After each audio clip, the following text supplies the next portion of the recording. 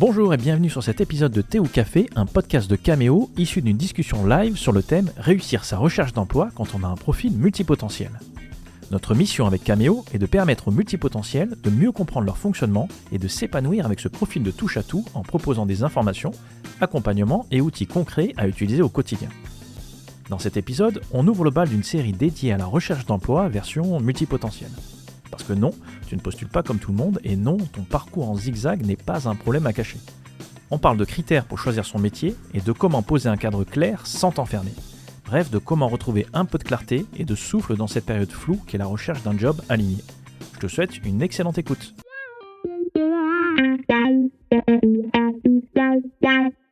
Ce soir, nous allons parler de comment réussir sa recherche d'emploi quand on a un profil multipotentiel. Alors, ce live est le premier d'une série d'au moins 2, potentiellement plusieurs lives, puisque, évidemment, il n'y a pas vraiment de truc magique, pour, réussir sa recherche d'emploi, mais il y a quand même des petites questions à se poser et il y a quand même des petites choses à peaufiner, notamment sur son CV et cetera et puisque je parle de CV, ça n'est pas anodin, c'est parce que nous recevrons, une recrutrice, voilà, Ouais. une experte la semaine prochaine qui, a l'habitude de travailler avec des profils, un petit peu atypiques et notamment multipotentiels, et qui va nous donner toutes ses astuces à elle pour la partie CV quand on veut postuler.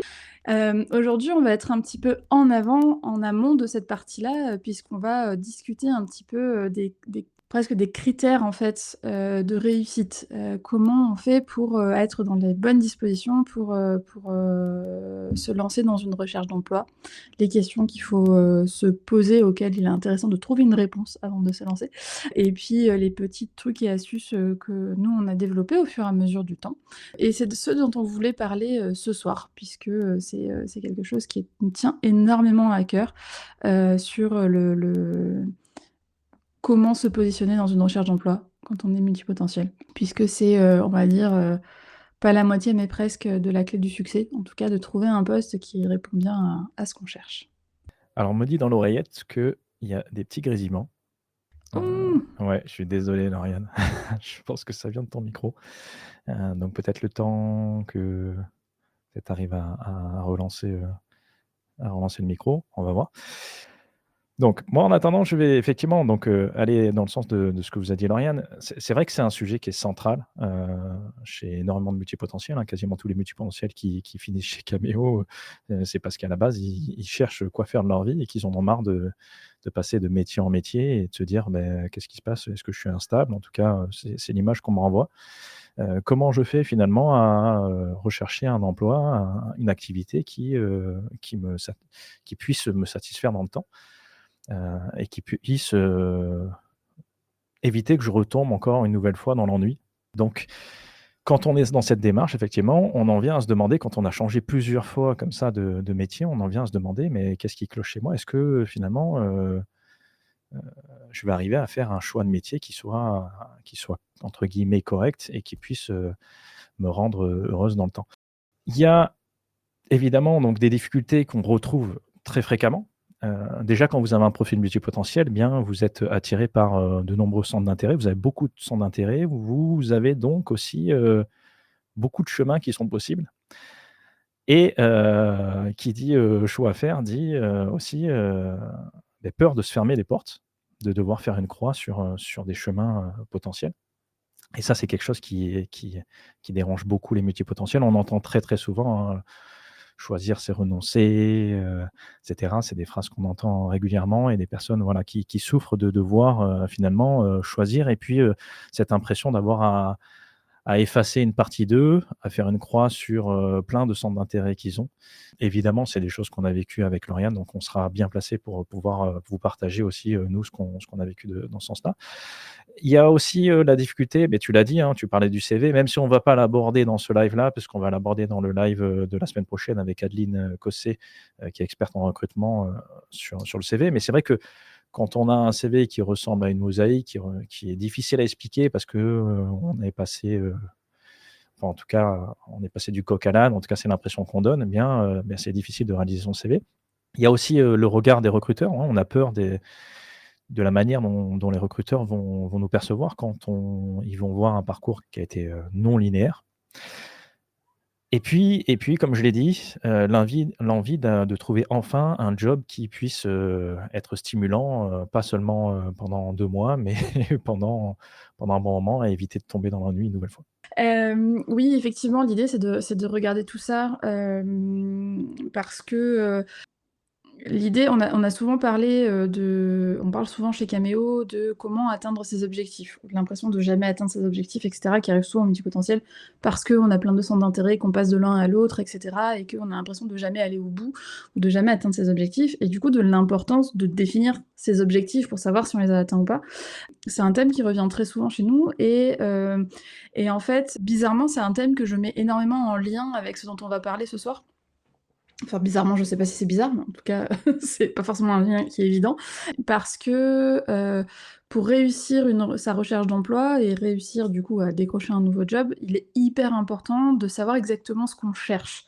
Et je sais que moi, dans mon histoire, il y a énormément de jobs sur lesquels, il y a énormément de recherches d'emploi dans lesquelles je me suis lancée parce que je voulais fuir quelque chose et pas parce que je cherchais quelque chose. Et donc du coup, forcément, je me programmais à échouer dans mon emploi suivant puisque, la seule raison pour laquelle, je l'avais, c'est parce que je voulais fuir le précédent. Et donc du coup, ben, même si ça marchait, même si j'arrivais à trouver des choses dedans et cetera, il y avait toujours une partie de moi qui pouvait être, déçue ou qui pouvait être, insatisfaite de ce que je pouvais avoir à faire. Et oui, il m'a fallu, beaucoup d'années pour me rendre compte que ce n'était pas une bonne technique et que, il valait mieux essayer de, se poser des objectifs sur sa recherche d'emploi ou sur le type d'emploi, que je voulais avoir pour éviter d'être déçue en 2 mois, pour éviter, d'être, bah, comme tu le disais, d'avoir un centre enfin, tu vois, un intérêt qui switch très, très vite, d'un truc à l'autre, qui essayer de trouver un emploi qui aussi correspond à ce dont j'ai besoin, moi, au quotidien. Si je supporte pas de travailler avec des autres, est-ce que vraiment aller travailler dans le commerce, par exemple, c'est une bonne chose pour moi? Même si c'est un job alimentaire et cetera, bah, peut-être pas. Donc est-ce que, je peux, voilà, qu'est-ce que je cherche, en fait, avec ce job-là? Est-ce que c'est, que je suis dans la mouise financièrement parlant et j'ai besoin de trouver un job alimentaire parce que là sinon ça devait devenir compliqué. J'aurais pas forcément les mêmes critères que, si je cherche un job dans lequel je compte, pouvoir m'épanouir, les 10 prochaines années de ma carrière. On est sur des critères qui sont vraiment très, très, différents les uns des autres et c'est hyper important quand on se lance dans une recherche d'emploi d'être très précis sur les objectifs de ce qu'on attend de cet emploi-là. Ouais, totalement. En fait, ça me fait penser que mais souvent, enfin, en tout cas, moi, ça a été mon cas pendant un moment, j'ai un peu choisi, mes activités de manière presque aléatoire, en fait.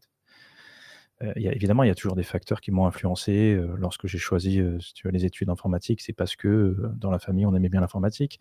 Après, quand j'ai commencé à dévier en marketing, c'est parce que, mes collègues, du marketing, ont commencé à bien s'entendre et cetera. Mais c'est vraiment par opportunisme, mais en me laissant, en fait, voguer et en saisissant les opportunités au passage.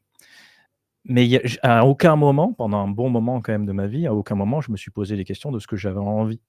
Tu vois? Tu parles d'objectifs, tu parles de critères, j'en avais absolument aucune idée parce que je savais pas finalement que, on pouvait définir des critères de choix en fait, c'est ça qui est dingue. D'ailleurs, on parle toujours alors peut-être le critère le plus évident, c'est peut-être celui du salaire. Où on se dit, mais on y répond sans trop savoir non plus, sur quoi ça se repose, hein, parce C'est que exactement ça. C'est ce que hein, j'allais dire, si je c'est que je veux dire ouais, j'ai à 20 accepté ans, des 21 ans, qu'est-ce que ouais, tu veux savoir de combien tu as besoin pour vivre? Honnêtement, tu vois? exactement. J'ai Tu accepté vois le des truc? boulots sans avoir aucune idée de combien j'allais toucher à la fin du mois exactement et savoir est-ce que ça suffisait juste à mes besoins, primaires quoi, à payer mon logement et cetera. Non, mais quand tu y penses, en fait, c'est souvent, en fait, sur ce critère qu'on te dirige.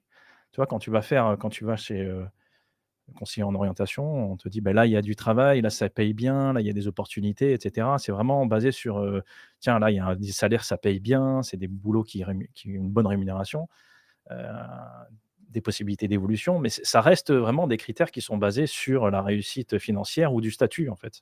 C'est ça. Mais qui sont pas forcément les tiens. Je pense que ça peut l'être pour certains, pourquoi pas? Même si tu connais mon opinion sur le sujet, je pense pas que ça soit une finalité, que ce soit très, très sain, heu, voilà, pour les personnes et pour tout le monde d'ailleurs. Mais en fait, voilà, Quand on t'a pas appris à partir à la quête d'un métier, à choisir un métier, eh ben, en fait, tu regardes de manière aléatoire et puis tu choisis en fonction des opportunités et des C'est choses que tu entends exactement à ça. droite à gauche. Mais tu n'as absolument aucune idée des questions que tu peux te poser pour arriver à faire des choix qui soient alignés avec, ce que tu as envie d'apporter sur cette terre. Et encore une fois, enfin, on va en parler, je pense que l'histoire du métier, de l'emploi, c'est vraiment la fin. C'est vraiment commencer par la fin. Ah Donc mais moi, ce que je vous tellement. propose avec ce live, c'est qu'on revienne un peu au début, quoi.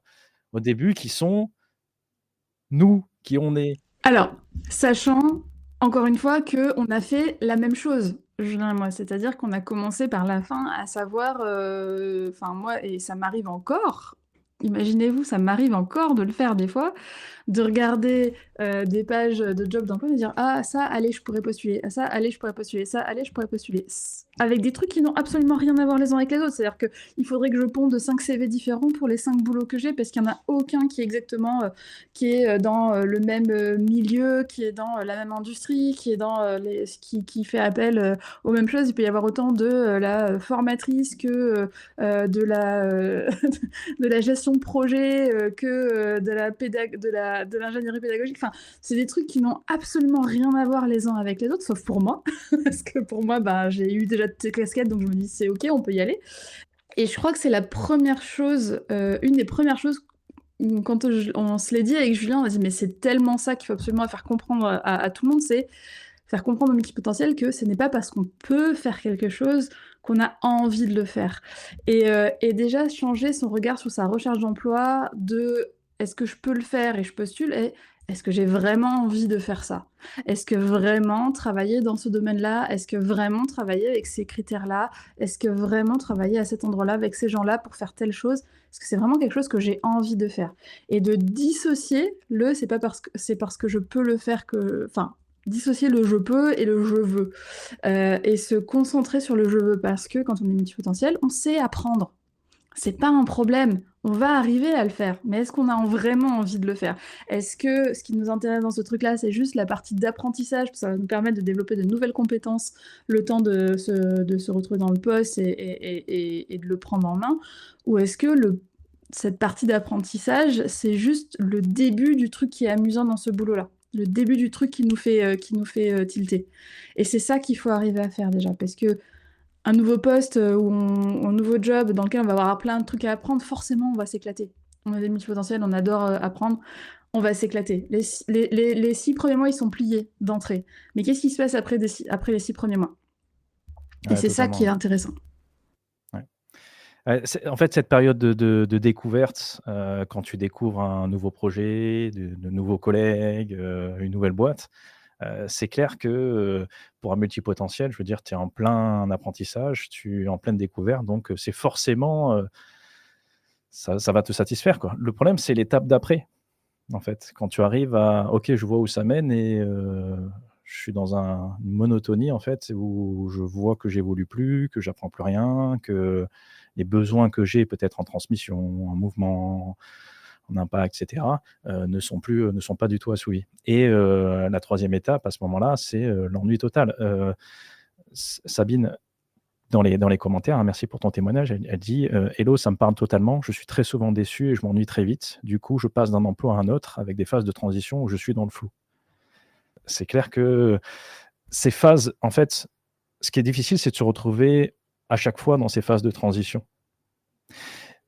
Mais j'ai envie de dire que ces phases de transition, elles sont totalement naturelles. Je pense que même les personnes qui arrivent à bien comprendre qu'est-ce qu'elles ont envie d'apporter, qu'est-ce qu'elles cherchent exactement, les besoins qu'elles ont, tous les critères dont on va parler ce soir, tu es de toute manière naturellement amené à des phases de transition. Le problème, c'est que justement, quand tu as pas ces critères-là, quand tu sais pas, que tu as pas des objectifs de recherche et que encore une fois, tu es dans ce flou.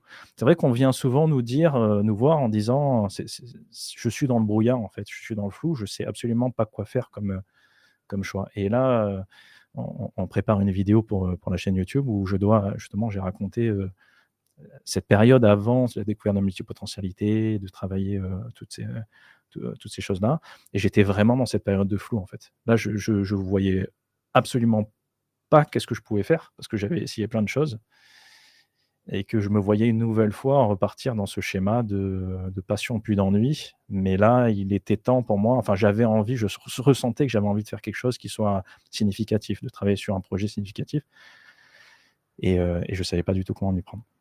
Et ça, c'est vraiment un truc important, à comprendre, c'est que, aussi, c'est que, ces phases de passion puis d'ennui où, il y a des gens qui peuvent très bien vivre toute leur vie comme ça.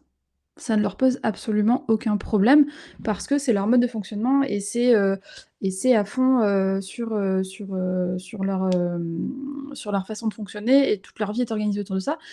Mais c'est juste que des fois, on n'a pas envie, de ça. Il y a un moment donné où on s'épuise à ça. Moi, je sais que, l'épuisement est surtout venu du fait que ces phases de doute et de remise en question, en fait, au lieu de me permettre de grandir, alors oui, elles me permettaient de grandir, mais aussi elles venaient à chaque fois, attaquer ma confiance en moi, attaquer, mon image de moi et cetera et c'était ça qui était vraiment, difficile pour moi. C'est qu'à un moment donné, j'ai eu envie de plus et j'ai eu envie de pouvoir être autre chose qu'une éternelle apprenante.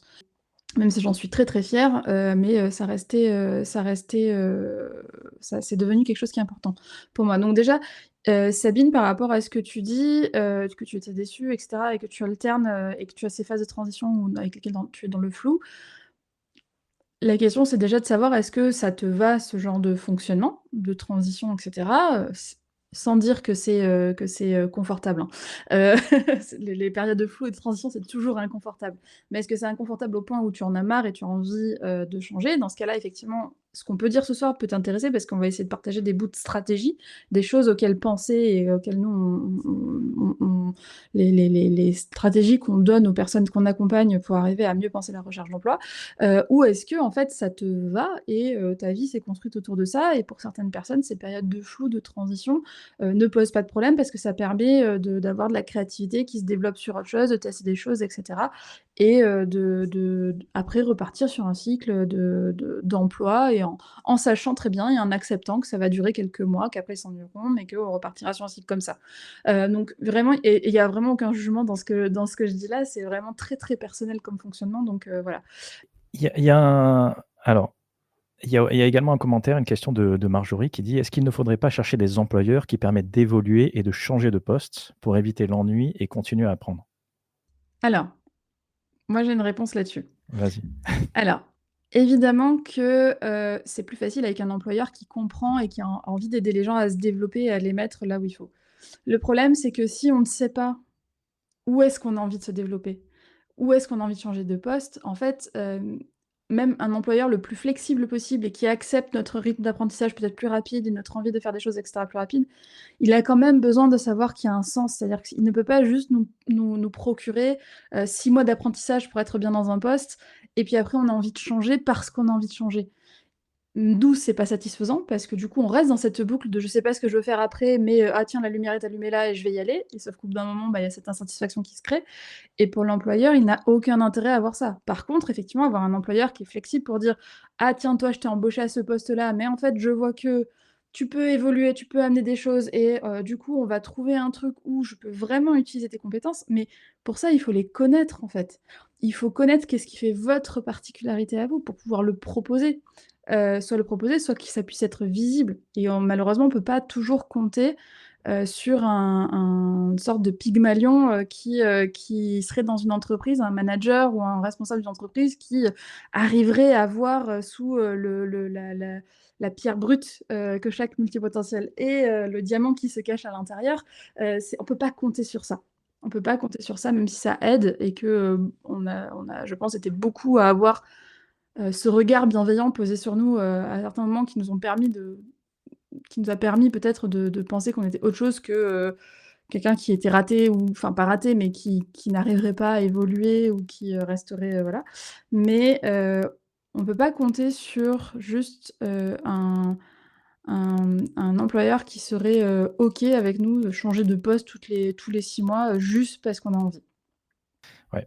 Je pense que tu peux être un manager, un employeur qui va, favoriser ça, qui va poser la question à ton employé: «OK, comment tu te sens aujourd'hui dans ton poste actuel? Est-ce qu'il y a des tâches que tu aimerais, moins faire dans lesquelles tu t'épanouis pas? Est-ce qu'il y a des tâches que tu aimerais plus faire? Est-ce que tu as envie, est-ce que tu as des intérêts, des envies peut-être d'évoluer, d'apprendre de nouvelles choses?» Peut-être que c'est À ce moment-là, c'est aligné avec, ce que recherche, la société et ça peut être super. Mais effectivement, les réponses, c'est pas lui qui va te les donner. C'est ça qui est important. Ce que tu soulignes, c'est ça, en fait. Les réponses, elles viennent de nous. C'est et on le dit souvent, d'ailleurs chez Cameo, nous, on a très peu de réponses, mais on a beaucoup de questions. Je pense que ça va devenir presque notre credo au bout d'un moment. On va le mettre sur la bannière. Ça va finir sur la bannière, ça. Mais, pour dire qu'il y a pas un manuel du parfait multipotentiel, de comment rechercher le boulot parfait. On a fait des lives justement sur le job idéal pour multipotentiel et pour vous la faire courte, c'est, le job idéal, il dépend de vous en fait, hein, il dépend de chacun. Il y a autant de multipotentiels que de personnes en fait, je veux dire, on est tous différents, on a des besoins, on a des intérêts différents, on a des objectifs différents, mais encore faut-il les connaître. C'est pas les autres qui vont vous les donner ces objectifs-là. C'est pas les autres qui vont vous dire, ce que vous avez envie de faire dans la vie, les besoins que vous avez, vos sources de plaisir et cetera. C'est pas les autres, ils peuvent vous encourager finalement à y réfléchir, à faire ce travail d'introspection et ça, je pense que c'est très positif, c'est très sain, quand vous avez des personnes humaines en face et vraiment qui s'intéressent à vous et qui essayent de vous challenger un peu sur, vos croyances, sur vous, pour vous faire évoluer en tant que personne. Je trouve ça absolument génial, mais c'est le travail ne se fera pas tout seul, ça sera à vous de le faire. Voilà. Il y a Julie qui nous dit, «De mon côté, je cherche à combiner plusieurs types d'activités pour éviter l'ennui et me sécuriser financièrement, mais ce n'est pas évident du tout de trouver les temps partiels intéressants». Alors effectivement, là, Julie, tu parles de slashing, donc le fait de cumuler plusieurs activités. Effectivement, c'est pas évident à mettre en place. Quand on a plusieurs, expertises, plusieurs centres d'intérêt, on peut arriver à le faire si jamais il y a la demande en face, mais ça demande quand même pas mal de travail. Déjà, rien que pour une activité, c'est que c'est parfois compliqué, mais quand il y en a plusieurs, ça peut l'être particulièrement. Là, trouver des temps partiels, intéressants, c'est sûr que, ça multiplie un peu les difficultés parce que ça voudra dire, eh bien, trouver non seulement plusieurs activités qui vont répondre à certains besoins qu'on peut avoir, mais en plus trouver des environnements de travail, plusieurs environnements de travail qui vont être, ce qu'on recherche en particulier. Donc c'est sûr que le niveau de difficulté monte d'un cran. Moi, ce que j'aurais tendance à dire dans ces cas-là, c'est vraiment d'y aller par petits pas et de commencer déjà par une première activité et de bien se faire connaître dans cette activité, de tester, de voir si l'environnement de travail est satisfaisant, que ça soit un job salarié ou entrepreneurial, pour pouvoir après ouvrir justement et faire monter un nouveau curseur sur une nouvelle activité et vraiment de procéder par étapes comme ça. Parce que essayer d'un coup d'avoir plusieurs, activités en même temps qui vont, parfaitement s'aligner et qu'on va pouvoir gérer et mener de front, c'est particulièrement difficile. Et puis, donc du coup Julie, je suis désolée, je connais pas du tout, ton histoire et cetera, mais, est-ce que c'est vraiment ça, la bonne réponse aussi? Aussi, tout à fait. Parce que, il nous est arrivé, dans le parcours d'avoir des personnes, par exemple, qui suivaient le parcours et se rendaient compte, pensaient devoir changer complètement de vie, de carrière, devoir refaire des formations et au final se rendre compte qu'au final leur job, elles adoraient et que c'était simplement trouver une entreprise qui soit mieux alignée avec leurs valeurs, avec leur mission dans le monde et cetera, qui permettait d'être la solution, en fait. Donc creuser exactement, les choses, c'est vraiment intéressant. Comprendre pourquoi on s'ennuie, comprendre, pourquoi, enfin, qu'est-ce qui nous fait, tiquer et quels sont les endroits où on ne s'ennuie pas? À quel moment on s'ennuie pas? À quel moment on peut, se sentir bien? Qu'est-ce qui va bien ou pas? C'est en fait, il y a énormément, énormément de questions, mais en fait, il faut imaginer que la recherche d'emploi ou la recherche d'une activité, ça doit ressembler à un portrait robot. C'est-à-dire que, un portrait robot, quand vous allez, faire un portrait robot, dans une gendarmerie ou quoi, avec quelqu'un qui va dessiner, vous savez, comme dans les films là, à l'ancienne, avec la personne qui vient, qui dessine comme ça. Hem, L'idée, c'est qu'en fait, normalement, vous pour arriver à faire un portrait robot, vous devez avoir une image précise dans votre tête. Vous avez pas exactement vous avez déjà vu le truc, mais vous avez une image précise dans votre tête et c'est le fait de décrire cette image qui va permettre à la personne en face de faire un portrait robot. Après, le portrait robot, il est approximatif, il peut ressembler à plein de personnes, il va falloir affiner. C'est pour ça qu'on se base pas juste sur des portraits robots, dans la justice, ou lors des enquêtes pour arrêter quelqu'un, mais dans l'idée, en fait, ça doit nous permettre de savoir est-ce que la personne, elle est grande, elle est petite, elle est grosse, elle est mince, est-ce que c'est un homme, est-ce que c'est une femme? Est-ce que, je sais pas, il y a une barbe, il y a pas de barbe, il y a des cheveux, est-ce qu'il y a des taches de rousseur, enfin des sourcils, est-ce qu'il y a un tatouage? Enfin bref, on doit avoir déjà une bonne idée de la personne, en fait. On doit déjà l'avoir vue pour savoir que c'est elle qu'on veut. Et ben, en fait, votre recherche d'emploi, il faut imaginer que c'est ça. C'est-à-dire que dans votre tête, vous devez être capable de dessiner le portrait robot du job idéal, qui conviendrait et qui cocherait les cases. Notamment celle d'avoir peur de s'ennuyer, parce que c'est effectivement, la peur la plus importante, qu'on peut avoir de notre côté et pour avoir été dans des jobs où je m'ennuie, ça peut être physiquement douloureux de s'ennuyer, dans des jobs quand on est multi. Mais en fait, pour arriver à se projeter dans un job et se dire: «Bah, ce job-là, en fait, il doit réussir à me permettre de ne pas m'ennuyer», et ben, il faut avoir réussi à comprendre qu'est-ce qui m'ennuie, qu'est-ce qui ne m'ennuie pas, qu'est-ce qui m'intéresse, où est-ce que je m'épanouis. Quand ça va être difficile, parce qu'il y a forcément des moments qui seront difficiles dans ce job-là, qu'est-ce qui va me faire continuer? Quel environnement je veux? Quelle mission je veux? Avec qui je veux travailler? Qu'est-ce que je veux aider? Qu'est-ce qui est important pour moi? Mais pas dans un job, pour moi en tant que personne. Qu'est-ce que je veux apporter au monde? Qu'est-ce qui est, tellement important pour moi que c'est ça que je vais retrouver dans toute mon histoire en filigrane, en fait, qui m'a accompagnée toute ma vie? Ce qu'on appelle nous, chez nous, le fil rouge, c'est-à-dire, qu'est-ce qui est tellement, qui fait tellement partie de moi qu'en fait, quand on a trouvé le bon filtre, ben, on le retrouve partout dans tout ce que j'ai fait et du coup, bah, je sais que c'est ça qui va faire qu'un poste, quel qu'il soit, va m'intéresser. C'est parce que ça va me permettre d'avancer, de travailler sur ce que moi je veux faire, moi, dans ma vie et ce que je veux apporter au monde, et qu'en fait cette chose-là, elle peut prendre, des formes diverses et variées, mais plus que diverses et variées, ça peut être un kaléidoscope de formes, en fait et en fait, à partir du moment où vous arrivez à trouver votre fil rouge à l'intérieur, vous allez vous éclater. Vous ne vous ennuierez pas. Donc du coup, l'idée, c'est d'aller chercher ce genre de choses. Mmh. Il y a Julie qui continue sur: «Oui, en effet, j'ai déjà une activité libérale principale et suis plus à la recherche d'un complément d'activité désormais». Donc, effectivement, là, on est vraiment sur le slashing. Tu fais bien de souligner que le slashing, si jamais, voilà, ta situation, c'était: «OK, je cherche plusieurs emplois en même temps», de temps en temps, c'est une solution qu'on imagine parfaite, mais il y a d'autres, solutions comme le fait d'avoir un projet qui soit ou un métier qui soit parapluie, c'est-à-dire qui englobe plusieurs activités en une seule. Et c'est la possibilité de répondre aussi à un manque, à un besoin qui n'est pas assouvi par une activité en particulier. De temps en temps, ouais, ça peut être aussi au sein même d'un même projet. On peut ouvrir une nouvelle voie, quelque chose de nouveau qui fait qu'on peut, eh bien, voilà, assouvir un besoin qui n'est pas forcément assouvi. On va prendre l'exemple de Cameo. Au sein même de Cameo, à un moment, on a organisé la convention, donc c'était une journée de conférences et d'ateliers. Donc on a fait, finalement de l'événementiel qu'on n'avait jamais fait à cette échelle et donc ça a été un projet au sein même d'un projet et ça a été absolument passionnant. Et c'est vrai que ça a assouvi peut-être d'autres besoins au sein de l'équipe, où on s'est tous éclatés finalement à faire, à organiser cette journée. Bon après on était épuisés, on était sur les rotules, mais ça a été une expérience particulièrement Après enrichissante. après, je me souviens du matin où ça commence, en train de prendre le petit déjeuner, se dire: «On est d'accord, on fait plus jamais ça». Bon, certes, on a pris notre pied après pendant toute la journée, mais je me souviens du petit déj à 6 heures du mat, on disait: «Mais pourquoi on a fait ça?» Pourquoi?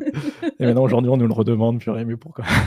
Bon, en tout cas voilà, c'est un exemple d'un projet qui peut contenir plusieurs projets, plusieurs activités. À l'opposé de ça, on peut cumuler donc plusieurs activités. Un autre exemple, là, moi, j'ai accepté cette année de reprendre quelques cours en enseignement supérieur en marketing communication.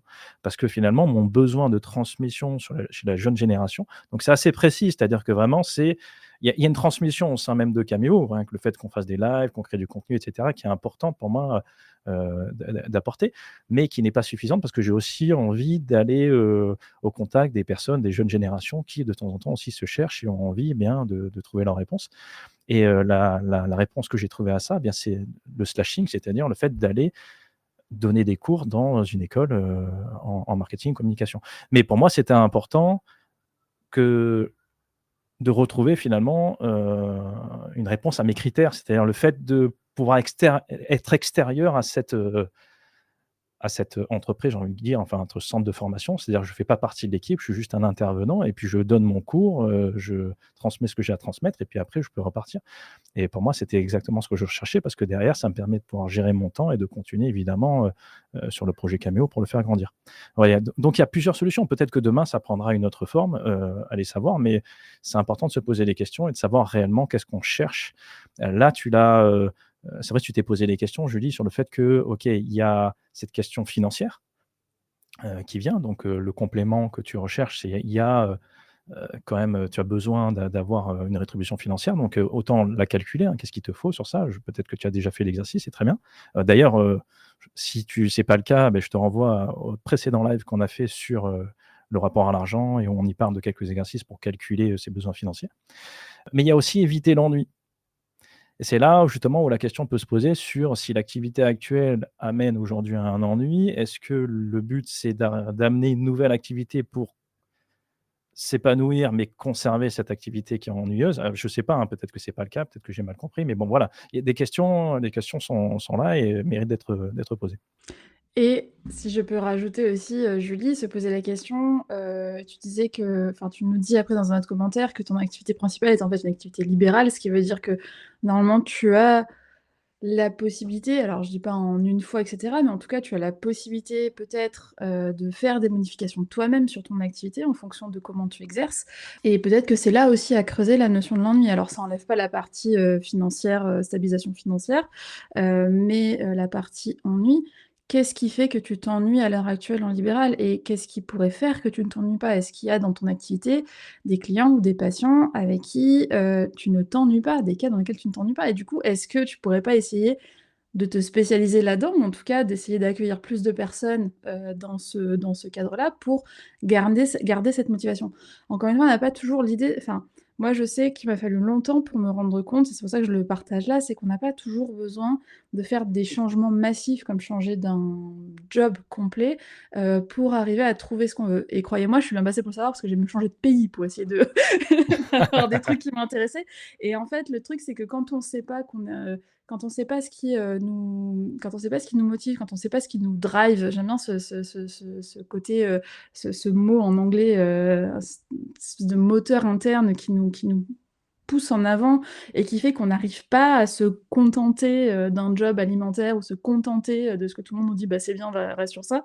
Heu, Essayer de comprendre qu'est-ce qui se passe à l'intérieur est hyper important parce que, tant qu'on l'a pas compris, et malheureusement c'est le travail d'une vie donc on est loin de le comprendre tout le temps, mais tant qu'on n'a pas compris, les rouages principaux, où qu'on aille, on s'ennuiera en fait. Où qu'on aille, on ne trouvera pas ce qu'on cherche parce qu'on ne sait pas ce qu'on cherche. Donc Julie, tu es dans un cas un petit peu particulier où effectivement, a priori, sans savoir plus, tu as cette liberté un petit peu de définir ton activité, donc ça peut être intéressant à creuser là-dessus. Sabine, tu me disais du Juste coup ju pardon. juste juste pour, compléter ce que tu disais, de temps en temps, c'est un réalignement de son activité vers quelque chose qui nous correspond plus. Quand on est entrepreneur, tu dis effectivement, on est aux commandes des choses et de temps en temps, on a fait des choix qui peut-être, étaient bons, sur le moment, mais qui nous a conduits vers une situation, vers une activité qui ne nous ressemble plus, qu'on n'a pas plus envie, en tout cas, de faire à cette manière. De temps en temps, c'est juste réaligner finalement cette activité pour que ça nous corresponde, plus, ce travail. Tu OK. Et Sabine, vas-y.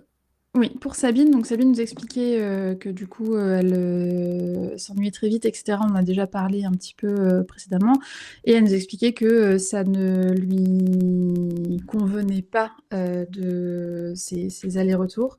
Ouais. Je crois que mon micro grésille encore, il faut Ouais. que je fasse un ouais, vas-y, je refais Je un prends le truc. relais, Vas-y, je vas-y. lis le commentaire. Donc, Sabine disait: «Non, cela ne me convient pas. J'ai envie de faire plein de choses, mais je n'arrive pas à trouver de poste suffisamment vaste et varié pour me nourrir plus de 6 mois. Je prévois de postuler sur un poste CDD d'un an, mais j'ai peur de m'ennuyer». Effectivement. Après, il faut se poser des questions justement sur l'ennui. Qu'est-ce qui a amené à cet ennui finalement?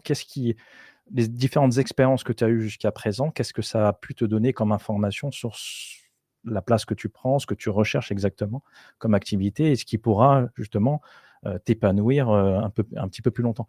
Ou peut-être aussi c'est ton fonctionnement, peut-être que tu es très forte dans les débuts de projet. Est-ce qu'il y a un environnement de travail qui te permet de pouvoir lancer, de pouvoir initier des projets? De temps en temps, c'est plutôt des personnes qui vont venir en cours de projet pour pouvoir solutionner certaines thématiques et cetera. Et voilà, il y a des questions à se poser pour, éviter de reboucler dans, cet ennui, parce que quand on ne sait pas exactement ce qu'on recherche et qu'on a été entraîné par, de temps en temps, une sorte de romantisation, tu sais, d'un métier dont on a tu parlé en soirée, tu sais: «Ah, tu fais quoi?» «Ah beh, ah, je fais ça. Putain, ça a l'air génial. Ah tiens», et puis tu commences à t'intéresser et puis tu vois qu'il y a une formation, puis tu te dis: «Tiens, ça pourrait être pas mal», et puis tu te lances et puis après tu as fait la formation, tu te dis: «Bon, beh, maintenant j'ai la formation, je vais pouvoir me lancer», mais tu commences déjà à ressentir un peu l'ennui. Le fait de rejoindre un projet peut-être, va te redonner un coup de boost, mais finalement tu vas boucler et sombrer dans l'ennui parce que tu as fait ce choix, parce que, ouais, il y a eu, une opportunité, mais ce que tu imaginais dans ta tête n'est pas la réalité, et puis après derrière tu fais de temps en temps, c'est même pas le métier en soi, c'est peut-être de temps en temps tout simplement l'environnement de travail. Donc tout ça pour dire que c'est quand même c'est plusieurs composantes qui amènent à l'ennui, qui amènent à ce sentiment de: «Ça va pas et il faut que je change». Et ouais, je voulais ajouter là-dessus, je reboucle sur ce que je disais au début sur l'objectif, en fait. C'est-à-dire que quel serait l'objectif pour toi, Sabine, d'aller sur ce CDD? Est-ce que, par exemple, cet objectif pourrait pas simplement être de dire: «Je pars sur un CDD d'1 an parce que je sais que ça a une date de fin, mais je sais que pendant cette année, je vais aussi me concentrer pour que le prochain, je sache où je vais». C'est-à-dire que, OK, peut-être que le boulot en lui-même, va pas forcément me plaire et cetera, mais ça va me permettre de maintenir une activité parce que moi j'ai besoin, soit, financièrement, soit, pour mon bien-être et cetera, de maintenir une activité. Mais en fait, ce CDD d'1 an, je sais pas, mais si je le décroche, en fait, bah, je vais suivre ce CDD et utiliser cette année pour que ma prochaine recherche d'emploi ne ressemble pas à celle que je fais là. C'est-à-dire que ma prochaine recherche d'emploi ressemble à une recherche d'emploi d'un truc qui me donne envie. Vraiment, parce que je me connais, parce que je sais où je veux aller maintenant, parce que, je sais quelles sont, mes forces, mes faiblesses, je sais ce qui me fait vibrer, je sais quel est mon fil rouge, je sais ce que je recherche dans des postes maintenant, et donc je vais être capable d'aller dans ma prochaine recherche d'emploi en étant, aware, comme dirait, Jean-Claude, de ce qui m'attend, en fait. C'est-à-dire que je suis, je de ce que je recherche plutôt, pas de ce qui m'attend, mais je sais ce que je vais aller chercher dedans. Et du coup, ce CDD d'1 an qui, peut faire peur en te disant: «Bah, je vais, peut-être m'ennuyer», en fait, peut devenir excitant juste comme ça.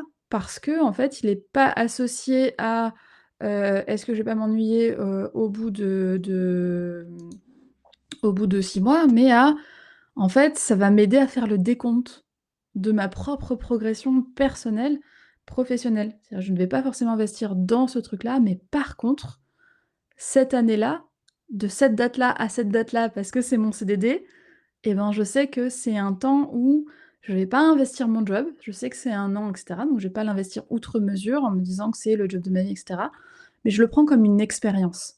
Pendant 1 an, je vais faire l'expérience de ce job-là, je vais voir ce que ça va m'apprendre, je vais voir ce que j'aime pas, et en parallèle, je vais travailler, faire des exercices pour voir creuser toutes les questions dont on parle régulièrement dans les lives. Alors, je sais pas si ça a été assez clair ce soir, mais sur le fait, voilà, quelle est votre mission? Qu'est-ce que vous aimez? Quelle place vous prenez dans les projets? Quelle est la partie que vous aimez? Qu'est-ce que vous aimez pas? À quel moment on s'ennuie? Qu'est-ce qui fait qu'on s'ennuie? Qu'est-ce qui fait qu'on s'ennuie pas dans son poste? Quel environnement de travail on aime? Qu'est-ce qu'on aime là, dans ce truc-là, mais pas ailleurs? Est-ce qu'on aime le toutes ces questions-là, en fait, où il faut essayer de trouver, une réponse pour faire son portrait robot du job idéal. Et tu peux te dire: «Bah, en fait, ce CDD d'1 an là, c'est une expérience que je vais vivre, et c'est un moment où je vais m'autoriser à aller là-dedans, à m'autoriser à peut-être m'ennuyer, OK, mais à me dire: "Bah, c'est une expérience, donc quelles données je vais pouvoir récupérer de cette expérience pour que la prochaine fois, ce soit différent?"» Et ça, c'est quelque chose qui peut faire du bien et peut apaiser en entrant dans une nouvelle phase comme ça. Si là, tu es dans une phase, de doute et cetera, ça peut apaiser de se dire: «Bah, ouais, en fait, c'est juste 1 an. 1 an, je peux le faire, j'ai déjà fait plein de fois. C'est un CDD, je vais pas me retrouver bloquée, ça va pas être compliqué au niveau des démarches et cetera. Au bout d'1 an, ça s'arrête», et en même temps, je peux le prendre comme un terrain de jeu, un terrain d'expérience pour comprendre comment je fonctionne moi, au travail, et comprendre quelles sont mes clés à moi qui fonctionnent dans ce job et dans les précédents. Et en fait, faire ce travail, Comme tu disais, c'est vraiment une expérience, c'est une hypothèse qu'on fait. Je veux dire, il y a aucun je pense aucune méthode sur cette terre qui pourra vous donner, une réponse à 100 sûre de: «C'est exactement ça qu'il faut faire», en fait. C'est via la mise en pratique, via l'expérience en soi que vous aurez la réponse. Est-ce que ça convient finalement aux critères, que je me suis posé, en fait? Mais je veux dire, quand on parlait de l'environnement de travail pendant le live et cetera, c'est déjà se poser les critères, mais après il faudra le vérifier sur place. Évidemment, vous pourriez avoir sur le papier, les plus belles promesses du monde, hein, et pour le métier, c'est pareil. Après derrière, il faut aller le vérifier et pour augmenter finalement ses chances de réussite, vos chances de réussite, vos chances que, finalement c'est la bonne réponse qui va, vous épanouir dans le temps, eh bien, se poser ce qui est fondamental vraiment, c'est de connaître ces critères et d'aller les vérifier sur place et d'aller peut-être de temps en temps aussi, hein, aller faire une enquête métier, aller à la rencontre de personnes qui font déjà ces métiers-là pour voir à quoi ressemble leur quotidien. Leur expliquer votre démarche aussi, hein, de temps en temps. Nous, c'est ce qu'on encourage, pendant le parcours, c'est, d'aller justement à la rencontre des personnes qui ont des activités qui vous tentent, qui vous séduisent, que vous avez vraiment, eh bien, identifiées comme des choses que vous avez envie de réaliser dans les prochaines semaines, pour que vous puissiez avoir le son de cloche de quelqu'un qui, est vraiment dans la réalité et dans l'action. Et après derrière, voir un peu s'il y avait quelque chose qui pourrait vous aller. Alors on a eu encore quelques partages. Merci Sabine. Donc j'adore accompagner le lancement de projets, fédérer les équipes et trouver des solutions. Le poste est intéressant car c'est un poste d'animation d'équipe et de communauté avec la gestion d'équipe, de communication. OK. Merci pour vos conseils. Je me dis que cela peut être l'occasion de tester des choses, design thinking, atelier d'idéation, et cetera. Et ouais, je pense que ce qui nous manque vraiment dans la vie, c'est de s'autoriser vraiment à essayer, quoi. Je veux dire, en fait, la C'est vie, elle ça. est pas linéaire, quoi. Il y a pas une bonne réponse tout juste, tu vois? Il y a une infinité de possibilités. Heu, il y a des chemins peut-être qui vont peut-être, nous donner une sensation de réussite, d'autres d'échecs sur le moment. Je pense que l'important, c'est après coup de pouvoir, se pencher sur, qu'est-ce que ça nous dit tout ça? C'est Qu'est-ce ça. que ça nous apporte comme information sur nous, sur ce qu'on recherche? Mais au moins se donner, ouais, se donner l'autorisation d'aller explorer et puis, potentiellement de dire: «Beh, non, c'est pas ça qu'il me faut». Ouais, Tu vois? et en fait, il faut comprendre déjà qu'il y a pas d'obligation. Je sais qu'on m'a grandi, biberonnée à la vocation et au fait qu'il fallait trouver, le boulot et cetera, pour sa vie pour la vie et tout ça. Bon, déjà, on sait qu'on n'est plus du tout dans ce genre de société-là maintenant. Donc même si nous, on a été biberonnés à ça quand on était jeunes, ben, c'est quand même plus, la société telle qu'elle est à l'heure actuelle. Mais en fait, on ne doit de bonnes réponses à personne et il n'existe même pas de bonne réponse. C'est-à-dire que, la bonne réponse du job parfait aujourd'hui, pour moi en tout cas, n'est pas la même que celle d'il y a 5 ans, n'est pas la même que celle d'il y a 10 ans et probablement sera différente de ce qui va se passer dans 5 ou 10 ans pour moi. Et je pense que aussi souvent, je pense qu'on a l'impression que les gens autour ont toutes les réponses, tu vois? Ont cette assurance de: «Ouais, ouais, c'est bon, j'ai trouvé» et cetera. Mais je peux vous assurer, tout le monde est dans le flou total et puis se pose des questions de manière épisodique de: «Est-ce que vraiment j'ai envie de continuer sur ça? Est-ce que vraiment j'ai envie de». Voilà, parce que, le monde évolue, qu'on évolue soi-même aussi et que de temps en temps, il est temps de prendre, un autre chemin et de se reposer des questions sur ce qu'on a envie de faire pour la suite, quoi. Et aussi parce que, en fait, il faut pas oublier qu'en étant multipotentiel, notre cerveau, il fonctionne pas sur les mêmes critères que les autres et ça, on le sait qu'on est différents. C'est-à-dire que même nous, ça nous arrive d'accompagner des multipotentiels qui, sur le papier, réussissent tout, ont, fait leurs entreprises, ont monté leurs projets, ont aucun problème au niveau financier, ont aucun problème à trouver des clients, s'éclatent dans leur boulot, mais peuvent se poser les mêmes questions. Pourquoi je fais ça, en fait? Pourquoi?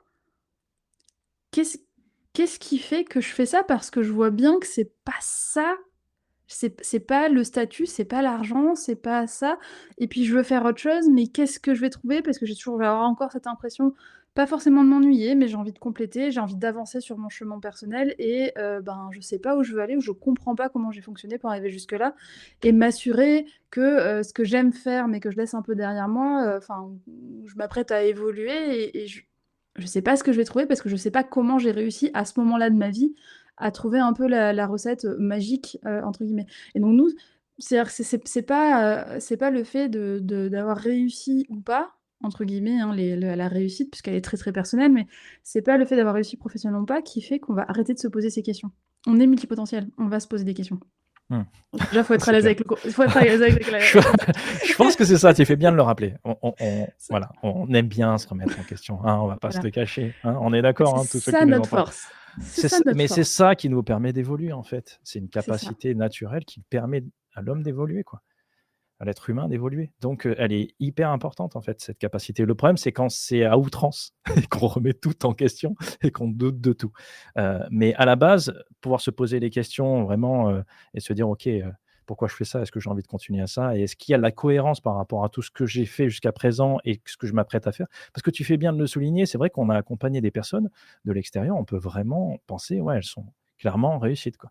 C'est des personnes, qui, ouais, professionnellement ont un sacré succès et tout. Ah bah, nous les premiers, on savait pas ce qu'ils avaient besoin. On savait pas quoi leur apporter parce qu'on se disait: «Bah, sur le papier, ils ont tout réussi, voire, mieux que nous, personnellement et professionnellement, donc qu'est-ce qu'on peut apporter?» Mmh. Bah, il y a ce besoin et là, je sais pas qui, Marie-Caroline. ah, c'est Marie-Caroline. Salut Marie-Caroline, j'espère que tu vas bien. Hem, on revient sur le truc. On a l'impression qu'on peut tout faire, mais qu'on reste, généraliste et cetera. Effectivement, on revient sur le truc. On est des apprentis éternels. On est capable d'apprendre tout. Donc si on est capable de quasiment tout apprendre, c'est qu'on est quasiment capable de tout faire. Au moins à un niveau, je vais même pas envie de dire basique parce que c'est même pas le cas, c'est un peu plus que basique quand même. C'est-à-dire qu'on peut très vite concurrencer des gens justement basiques sur un rôle, sur un job et cetera. OK. Donc ça, en fait, ça y est, la question qu'on se pose et c'est notamment la question qu'on se pose pendant le parcours, c'est: «OK, je peux quasiment tout faire. Dans un monde idéal, je peux quasiment tout faire. J'ai les capacités en tout cas pour le faire. Maintenant, qu'est-ce que je veux faire? Comment je veux contribuer au monde? Comment je veux nourrir ma vie? Comment je veux passer mes journées? Avec qui? En aidant qui? En faisant quoi? Parce que, si on veut, comme tu disais Julien, tu parlais de ton besoin de transmission et l'envie de retrouver le contact avec des élèves dans le supérieur et cetera, pour ça. Moi, mon besoin de transmission, en fait, se fait de manière totalement différente et par exemple, les quartiers libres, c'est ma manière à moi de transmettre les choses qui me tiennent à cœur, en fait, les choses qui, pour qui je me dis: «Ça peut avoir potentiellement le pouvoir de changer la vie». Alors oui, c'est peut-être un peu mégalo de dire ça, mais comme ça change un peu la mienne, je me dis: «Bah, même s'il y a une seule autre personne à qui ça peut changer la vie, c'est chouette» et en fait, c'est ça qui, c'est mon besoin de transmission à moi qui est assouvi là-dessus. Tout à fait. Donc un besoin de Car transmission. pour remettre dans le contexte, donc pour ceux qui ne sauraient pas, Quartier Libre, c'est la newsletter, que Lauriane envoie un jeudi sur 2 avec Camille. Si vous ne le savez Ouais. pas encore, c'est que vous êtes pas abonné et ça, c'est vraiment pas bien. Allez, Donc venez, on s'amuse. donc on vous laisse Mais 5 secondes pour aller sur le site de Cameo, vous abonner à la newsletter. mais en tout cas, tout ça pour dire qu'en plus, on peut pas enfin, on a chacun des besoins, il y a énormément de besoins qui existent, mais finalement pas tant que ça. En tout cas, il y en a moins que 7 milliards, donc forcément, on a tous des besoins qui se recoupent entre nous. Et pourtant, chacun de ces besoins ne va pas s'exprimer du tout de la même manière sur chacun d'entre nous et va répondre, à notre fonctionnement. On va avoir au final, avec des critères qui sont, assez, commun à chacun, chacun va avoir une réponse unique, un truc unique qui va lui correspondre et c'est le fait d'arriver à comprendre ce qui est unique chez nous, comprendre cette espèce de mosaïque qui nous compose, mais vraiment pas juste en voyant un patchwork, un peu mal fait, mais vraiment la belle mosaïque, que ça a créée et qu'on peut la présenter au monde et qu'on peut dire: «Waouh!» Il y a des gens qui font des milliers de kilomètres pour venir voir des mosaïques, des vitraux dans Notre-Dame, par exemple. Donc je veux dire, vous pouvez aussi mettre l'effort pour montrer votre propre mosaïque. C'est juste qu'au début, quand ça ressemble juste à du verre, cassé, ben, les gens ils disent: «Ouais, je sais pas trop quoi faire avec ça, ça a l'air intéressant, ça a l'air sympa et c'est joli comme ça, mais qu'est-ce qu'on fait?» Et puis quand vous présentez votre mosaïque toute faite et ben, c'est ça peut être magnifique et c'est totalement unique. Mmh. Après, c'est voilà, ce que tu dis par rapport à la mosaïque, je pense que c'est l'objectif ultime, c'est d'être payé pour être toi-même, en fait. C'est vraiment l'objectif ultime. À partir du moment où vous ne réfléchissez plus en tant que métier, mais en tant que personne, voilà, qu'est-ce que j'apporte dans une société de manière générale? C'est pas uniquement des compétences techniques, quoi. Parce qu'aujourd'hui, les compétences techniques, on les voit, les gens qui ont uniquement des compétences techniques, eh bien, souvent, ils peuvent être remplacés par, des outils qui sont extrêmement performants et qui demandent moins de ressources, en fait, financières et en temps. Donc, ils sont remplaçables. C'est plus, voilà, qu'est-ce que vous apportez en tant que personne, comme, énergie dans une équipe, comme talent, comme vision, comme, voilà, tous ces talents et ça, c'est effectivement, ça demande de faire un pas de côté pour, regarder un petit peu tout ce qu'on a mis en place et qu'est-ce qui nous compose en fait, qui on est? Qu'est-ce que ne pas balayer d'un revers de main parce que justement on a fait énormément de choses, qu'on a un profil généraliste et qu'on a l'impression qu'on est un espèce de patchwork qui ne ressemble à rien en fait. Comme tu dis, c'est vrai qu'il y a des personnes qui viennent nous voir uniquement pour cette partie-là, pour la partie fil rouge parce qu'ils ont l'impression que c'est incohérent en fait, que cette image et après derrière quand on leur fait pas faire un pas de côté et qu'ils regardent ça, ils disent: «OK, je comprends.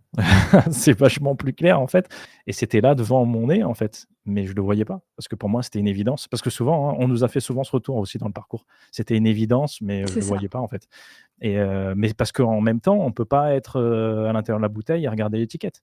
On a besoin aussi de ce regard externe, de quelqu'un nous fasse ce pas de côté pour qu'on puisse regarder et se dire: «OK, c'est à ça que je ressens, mais c'est ça que j'apporte et je suis OK avec ça, quoi». Tu vois? Je l'assume, je suis OK avec ça et ça a de la valeur, en fait. Tu vois? Moi, c'est ça que j'ai avec Cameo, c'est ça, en fait, notre combat. Ah, tu me vois, tu rigoles parce que là, je commence à m'enflammer, mais c'est vrai. C'est de montrer, en fait, vous avez de la valeur en tant que profil multipotentiel. S'il y a bien vraiment une mission chez Cameo, c'est ça. On a envie de montrer que toutes ces personnes qui ont des profils multipotentiels, vous avez énormément de valeur à apporter au monde en général et encore plus là, dans ces périodes-là où tout le monde, fait le pari de l'intelligence artificielle. Parce que l'intelligence artificielle, une fois qu'on pas on aura fait le tour, mais je veux dire,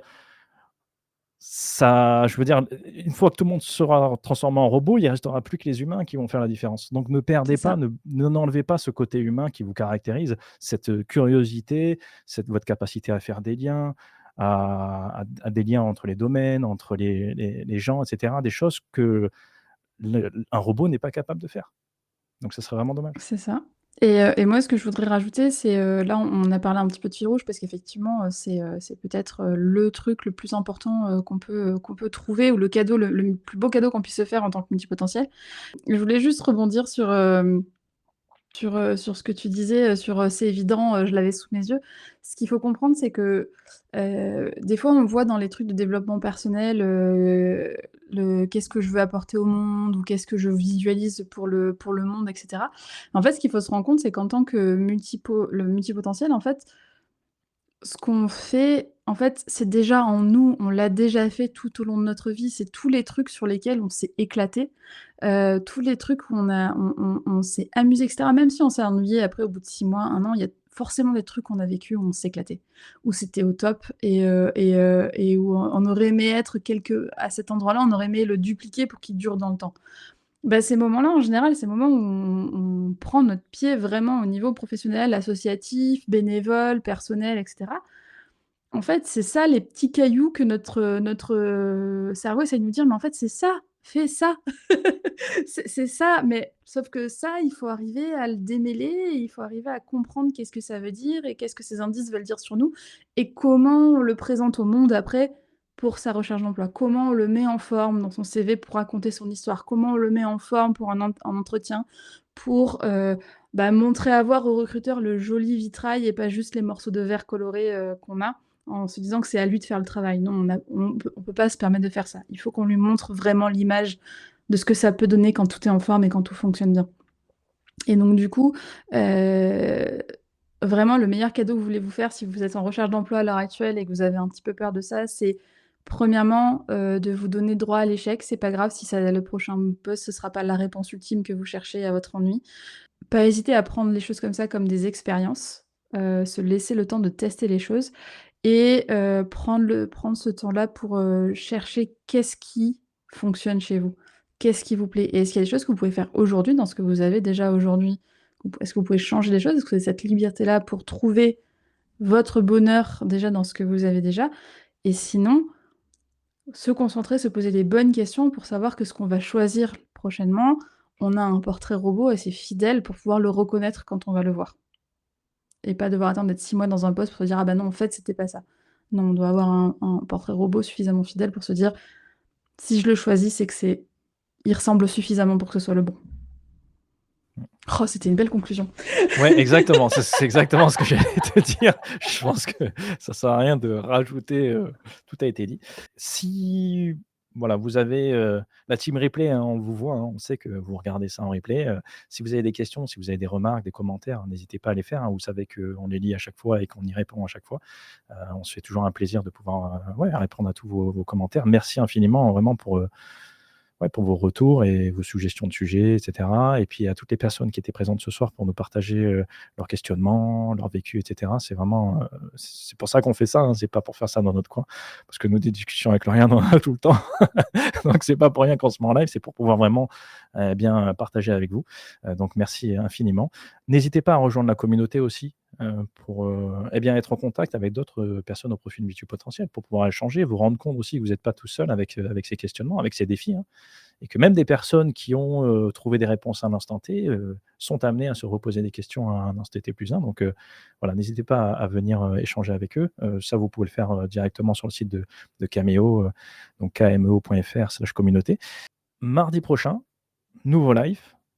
Alors désolé Lauriane, tu es pas invitée. Repos forcé. Je serai par contre en compagnie d'Adeline Cossé, qui est experte en recrutement. Comme tu dis, elle a vraiment l'expérience avec, des profils atypiques et les temps elle-même, en fait, hein. Vous allez le voir si vous n'avez pas encore vu notre épisode de podcast avec Adeline, regardez-le parce que vous comprendrez que c'est un vrai personnage et que, ouais, c'est pareil, quoi. Et elle va avoir des super conseils pour réaliser son CV. Et on a eu, bien l'idée de vous proposer, vous qui nous écoutez, les personnes de la communauté, les personnes aussi au sein du parcours, de, bien nous envoyer vos CV, pour qu'on puisse les commenter en live avec Adeline. Alors évidemment, hein, si vous nous envoyez les CV, peut-être anonymisez-les, enlevez votre nom de famille, hein, si vous le souhaitez. Mais voilà, vous pouvez nous envoyer votre CV, également le poste que vous recherchez, parce que c'est vrai que elle le dira Adeline, hein, mais souvent on fait un CV en fonction d'un poste qu'on recherche en particulier, pour amener un peu de cohérence, tout ça, mais on en parlera ce mardi. Donc voilà, n'hésitez pas à nous envoyer vos CV. Vous pouvez le faire, directement sur, contact@cameo.fr, donc kmeo.fr. Et eh bien, on se fera un plaisir avec Adeline de pouvoir les commenter en live et vous donner quelques retours sur vos CV. Voilà, voilà. Dorian, je te laisse le mot de la fin. Ben, merci à tous. On a plein de remerciements dans le chat. Merci à vous. Ça fait plaisir. C'est vraiment pour ça qu'on fait ça, pour aider les gens, qui fonctionnent comme nous et éviter, que vous retrouviez dans les mêmes déboires que nous avons pu vivre, chacun de nous. Donc, merci à vous d'être intervenus, d'avoir bien voulu partager vos expériences avec nous. C'était un vrai plaisir et ben, voilà, j'espère que ça vous aura, aidé, apporté des infos et puis, bah, si vous n'êtes pas abonné, n'hésitez pas à venir puisque on en partage plein des choses comme ça donc n'hésitez pas, on sera ravis de vous accueillir. Voilà, Allez, à très bientôt, bonne soirée. à très bientôt tout le monde, au revoir. Si cet épisode t'a aidé à y voir un peu plus clair, n'hésite pas à le partager à quelqu'un qui galère avec sa recherche d'emploi. Et si tu veux aller plus loin, retrouve toutes nos ressources et nos prochains lives sur cameo.fr, donc kmeo.fr. Tu peux aussi nous rejoindre sur la communauté pour échanger avec d'autres multis qui vivent les mêmes montagnes russes que toi. Allez, je te dis à bientôt et prends bien soin de toi.